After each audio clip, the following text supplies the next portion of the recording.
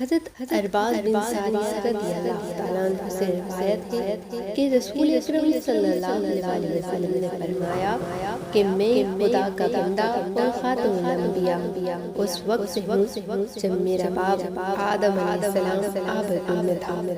میں اس کی تفصیل بتاتا ہوں۔ میں اپنے باپ ابراہیم علیہ السلام کی دعا، عیسیٰ علیہ السلام کی بشارت اور اپنی ماں آمنہ رضی اللہ تعالیٰ عنہ کا خواب، اور اسی طرح پیغمبروں کی مائیں جو ہوتی ہیں وہ خواب دیکھا کرتی ہیں۔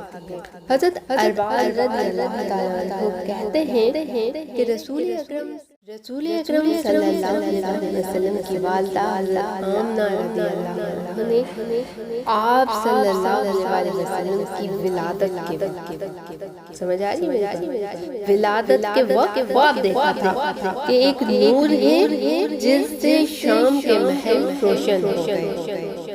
شام کے جتنے بھی محل تھے وہ سب روشن ہو گئے۔